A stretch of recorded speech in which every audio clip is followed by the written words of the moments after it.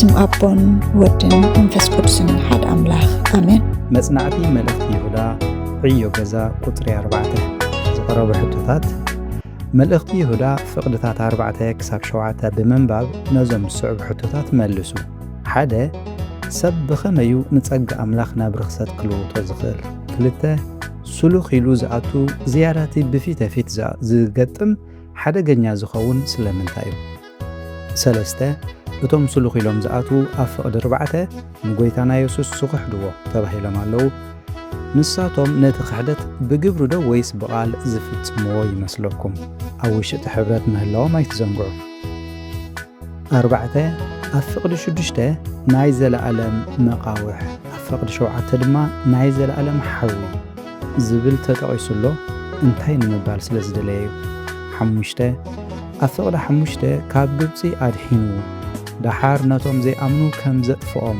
كبل كله أدحنهم أطفهم زبل نستبهللو انتهي كبل يدلي شدشته يهودا أبتن سلسته مردعتات زي أمنو سفرهم ويمعرقهم زي حلو كم اون زمن زورن بمبال تقيسلو أبسلستي أمزركب ناي حبر رأحي انتهي مسلوكم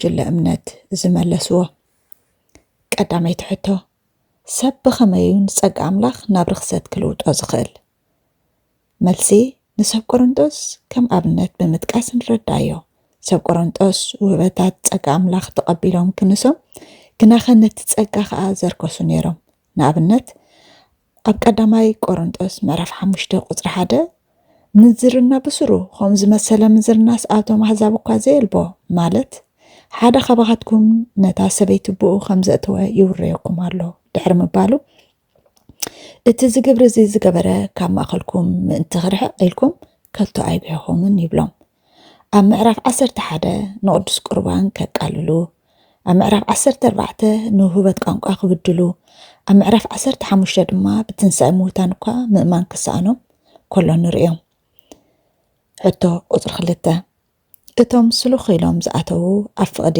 4 ንጎይታና ኢየሱስ ክርስቶስ ዝኽሕድዎ ተባሂሎም ኣለዉ ንሳቶም ነቲ ክሕደት ብግብሪ ዶ ብቓልዮም ፈጺሞሞ ትብሉ መልሲ ብኽልቲኡ ማለት ብግብርን ብቓልን እዮም ፈጺሞሞ ክንብል ንኽእል ኢና ዝያዳ እቲ ቃል ግና እቲ ክሕደት ብግብሪ ጎሊሑ ይርአ ንኣብነት ክርስቶስ ጎይታ ምዃኑ ብቓሎም ክዛረቡ ከምስሉ ይኽእሉ እዮም بقبر جنا نقيتنت كريستوس كمئزازو أيرعين قال خالقتون تعيت مرتز مثل حيزهم بمتع نتخحدد قس بقس أبتي محبر كم تسفعفح يقبرو حتى قطر 3 أفقدي 5 كاب قبطي أدحينو دحرنتهم زي أمانو أطفهم كبل كله انتاي كبل يداليو ملسي كمتي كم مجمارسي مفتام يبلد زبهال إسرائيلاويان دما نتي كاب قبطي نموتسان كان ناب مئتاون زتوهبهم تساقا دحنت أي تطعملون أم مدربادا قاعت غزيفهم ترفو زرخمنا دحنت انت زي عاقبنا يو كافر دعملاح نتا أي نخوننا حانساب دحيننا إنا دليتنا انت قبرنا تساقام يابلون كابزولو مسحاتي كنتنقا كذا زخاخر ملأختيو حتى قصر 4 يهودا أبتن 3 مرداتات زي أمنو سفرهم وي معرقهم زي حلو كم اون زمن زرو زبل تقيسلو اتي أب 3 يوم زركب نايحاب الرقحي انتاي مسلوكم إسرائيلاويان نتي خاب قبطي بحايال إيدو زوصهم كسامو داتا بزي مؤمانو طفو ملأختي أبتي كلوو زقبهم بوتان معرقن بزي مركبهم نايزل عالم مقاوح تفردو سودوم غومران كمون اتان أب كبابي انز نبرا ختماتاتك ብዘለኣለማዊ ሓዊ ጠፍኣ። ስለዚ እቲ ኣብ ሰለስቲኦም እንሪኦ ናይ ሓባር ረቑሒ ጥፍኣት፣ ክሕደት፣ ርኽሰት ዘይምእዛዝ ከም ዝነበረ ክንርዳእ ንኽእል።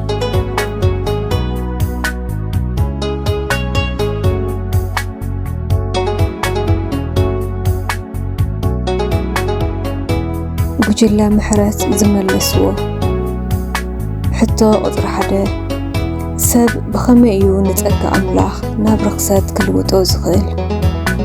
ጸጋ ካብ እግዚኣብሔር እንወሃቦ ነፃ ውህበት እዩ።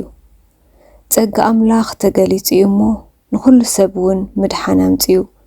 ቲቶስ ምዕራፍ 2 ፍቕዲ 11 ኣብ ሮሜ ምዕራፍ 5 ፍቕዲ 20 ኣበሳ ምእንቲ ክዓዝሲ ሕጊ ኣተወ ኣብቲ ሓጢኣት ዝዓዘዞ ግና ኣብኡ እቲ ጸጋ ኣዝዩ ዓዘዘ ስለ ዝብል ገለ ሰብ ነዚ ሓሳብ እዚ ብምጥምዛዝ ጸጋ ምእንቲ ክዓዝዝ ሓጢኣት እንተገበርና ጸገም የብሉን ዝብል ጉጉይ ፍልስፍና ኣልዓሉ። እዞም ከምዚኦም ዝበሉ ንጸጋ እግዚኣብሔር ብዘይቁኑዕ መንገዲ ብምጥቃም ናብ ርኽሰት ይቕይርዎ። ጸጋ ኣምላኽ ካብ ሓጢኣት ንምምላጥ እምበር ኣብ ሓጢኣት ንምንባር ዝወሃብ ኣይኮነን። እቶም ነቲ ጸጋ ናብ ርኽሰት ዝልውጥዎ ግና ንትርጉም መስቀል ክርስቶስ ዘቃልሉን ንቅድስና ኣምላኽ ዘይፈርሑን ሰባት እዮም። ሐዋርያ ጳውሎስ ንሰብ ገላትያ ነቲ ሓርነትሲ ንስጋ ምኽንያት ኣይትግበርዎ ብምባል ምዒድዎም ኣሎ። ገላትያ ምዕራፍ 5 ፍቕዲ 13 ሕቶ ቁፅሪ 2 ስሉኽ ኢሉ ዝኣቱ ዝያዳ እቲ ብፊት ፊት ዝገጥም ሓደገኛ ዝኸውን ስለምንታይ እዩ? ከምቲ ክርዳድ ካብ ስርናይ ንኽትፈልዮ ዘሸግር እዞም ስሉኽ ኢሎም ዝኣትዉ ከዓ ዝያዳ ከምኡ ኣሸገርቲ እዮም። ጎይታና ኣብ ማቴዎስ ምዕራፍ 7 ፍቕዲ 15 ካብ ነቢያት ሓሶት ተጠንቀቑ፣ ውሽጦም ዝምንጥሉ ተኻልኡ ንሶምሲ ክዳን ኣባጊዕ ተኸዲኖም እዮም ዝመፁ ይብል።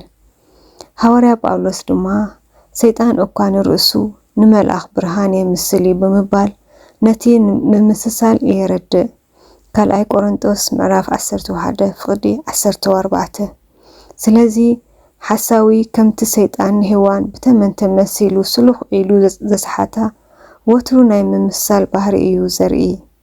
ነቲ ብፊት ፊት ዝገጥሙ ጸላኢ ንቑሕ ኮንካ ክትሕልዎ ትኽእል ኢኻ።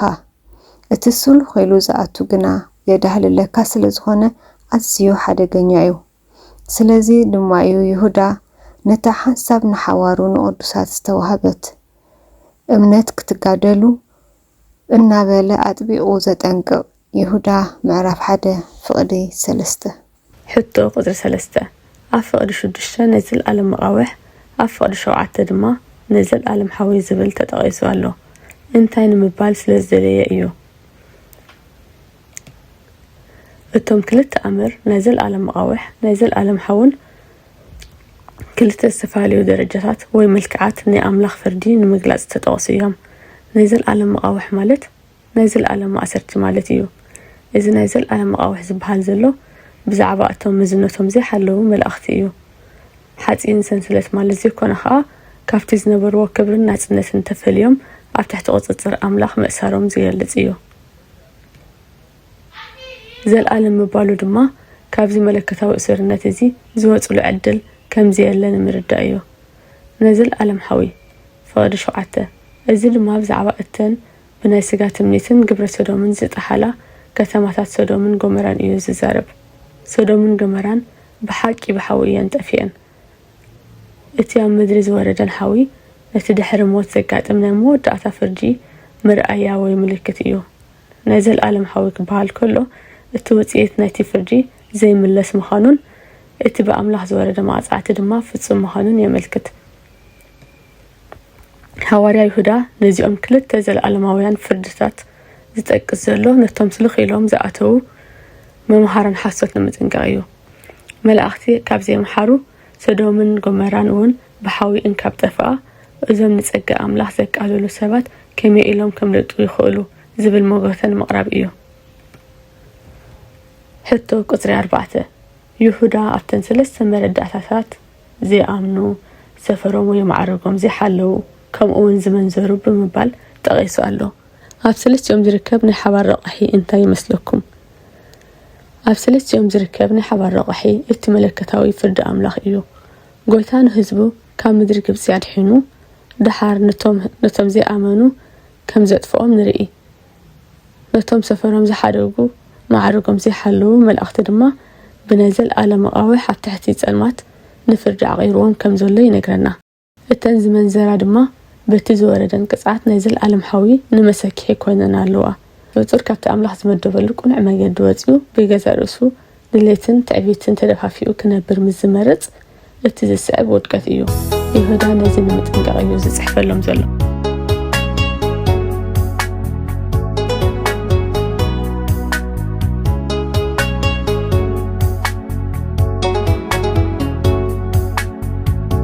ጉጅለ ሰላም ዝመለስዎ ቀዳማይ ሕቶ ሰብ ብኸመዩ ንጸጋ ኣምላኽ ናብ ርክሰት ክልውጦ ዝኽእል? መልሲ ሰብ ንጸጋ ኣምላኽ ናብ ርክሰት ዝልውጦ ነቲ ብክርስቶስ ዝተዋሃበ መለኮታዊ ሓርነት ከም መመኻነይ ሓጢኣት ብምጥቃም እዩ። ገላትያ ምዕራፍ 5:13 እዚ ድማ ብቓሉ ጥራይ እናኣመነ ብግብሩ ግን ንቅድስና ወንጌልን ክኽሕድ ከሎን ንልዕላውነት ኣምላኽ ብዘቃልል መገዲ ክመላለስ ከሎን ይግለጽ። ሮሜ ምዕራፍ 2:23-24 ቀንዲ መለለይ እዚ ተግባር እዚ ትሕቲ ጸጋ ስለ ዘለና ሕጊ ምፍጻም ኣየድልየናን ብምባል ንሓርነት ናብ ስጋዊ ዕንደራ ምልዋጥ እዩ። ሮሜ 6:1-2 ሮሜ ምዕራፍ 6:1-2 ከምቲ ኣብ ይሁዳ 11:16 ተጠቂሱ ዘሎ ብዙሓት ንመንፈሳዊ ኣገልግሎት ንረብሓ ርእሶምን ንስስዕን ክጥቀምሉ ከለዉ ንጸጋ ኣምላኽ የርክስዎ። እዚ ዓይነት ኣነባብራ እዚ ንእምነት ካብ ግብሪ ብምንጻል ኣብ ያዕቆብ ምዕራፍ 2:17 ንመገዲ ሓቂ ከም እትጸርፍ ይገብር። ስለዚ ጸጋ ኣምላኽ ካብ ባርነት ሓጢኣት ሓራ ወፂና ብቅድስና ክንመላለስ ዝተዋሃበና መለከታዊ ሓይሊ እምበር ንርኩስ ተግባር መሸፈኒ ክኸውን ከም ዘይግባእ ቃል ኣምላኽ የጠንቅቐና። ሕቶ ቁፅሪ 2 እቶም ስሉኽ ኢሎም ዝኣተዉ ንጎይታና ኢየሱስ ክርስቶስ ዝኽሕድዎ ተባሂሎም ኣለዉ። እዚ ክሕደት ብግብሪ ድዩ ወይስ ብቃል ዝፍጸም ይመስለኩም?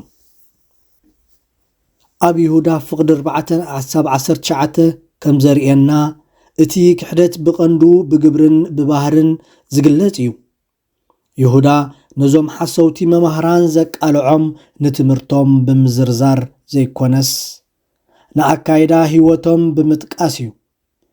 ንጸጋ ኣምላኽ ናብ ርክሰት ብምልዋጦም ንስግኦም ብምርካሶምን ንስልጣን ጎይታ ብምንጻጎምን ክሕደቶም ይረጋገጽ።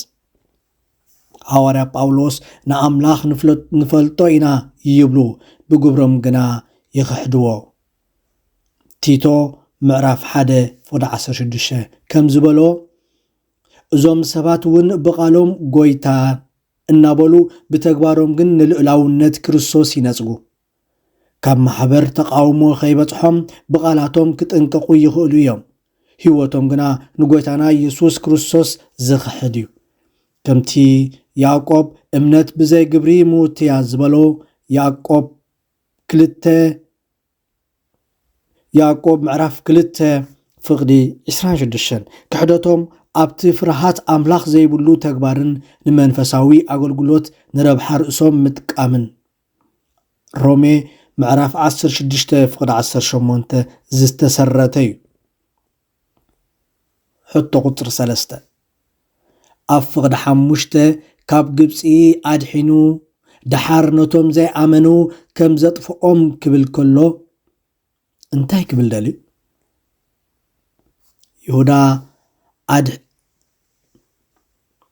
ይሁዳ ኣድሒኑ ድሓር ኣጥፍኦም ክብል ከሎ ነቲ ጎኒ ንጎኒ ዝኸይድ ክልተ ዓበይቲ መለኮታዊ ባህርያት ኣምላኽ ምሕረትን ጽድቅን ንምርኣዩ ኣድሒኑ ዝብል ቃል ነቲ መወዳእታ ዘይብሉ ፍቕሪ ኣምላኽ ክገልጽ ከሎ ኣጥፍኦም ዝብል ድማ ኣምላኽ ጻድቕ ስለ ዝኾነ ንሓጢኣት ሸለል ከም ዘይብልን ንጸጉኡ ንዕቕካ ብዘይ ምእማን ምምልላስ ከቢድ ተሓታትነት ከም ዘለዎን የርእየና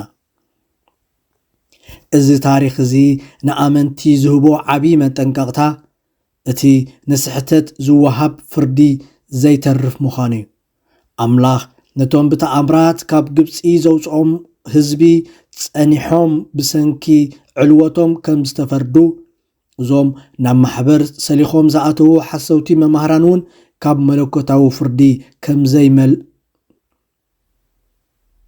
ከም ዘየምልጡ የርእየና መድሓና ናይ ሓጢኣት መመኽነይታ ዘይኮነስ ብፍርሃት ኣምላኽ እንጸንዓሉ ቅዱስ ጽዋዓዩ ካልኣይ ጴጥሮስ 2 ምዕራፍ 2 ፍቕዲ 9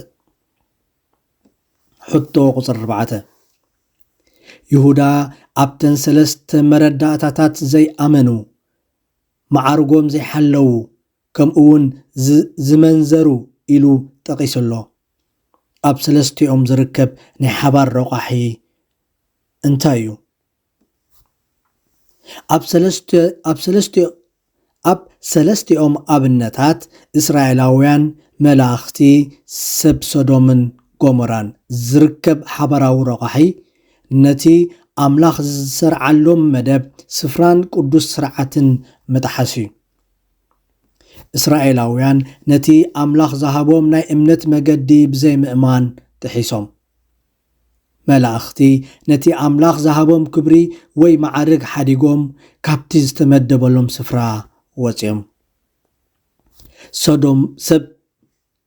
ሰብ ሶዶምን ጎሞራን ነቲ ኣምላኽ ዝሰርዓሎም ባህርያዊ ስነ ምግባር ጥሒሶም ንርኩስ ድሌቶም ሰዓቡ ንሰለስቲኦም ሓደ ዝገበሮም ነቲ ዝተዋህቦም ጸጋ ዕሽሽ ብምባል ብመዓመፅን ብዘይ ምእዛዝን ካብ ፍቓድ ኣምላኽ ወፃኢ ንርእሶም ክመርሑ ምድላዮም ይሁዳ ነዚ ብምጥቃስ ዝኾነ ይኹን ፍጡር መላእኽቲ ይኹኑ ደቂ ሰባት ካብቲ ኣምላኽ ዝሰርዓሉ ስርዓት እንተወፂኡ ካብ ፍርዲ ከም ዘየመልጥ የጠንቅቐና ስብሃት ለእግዚአብሔር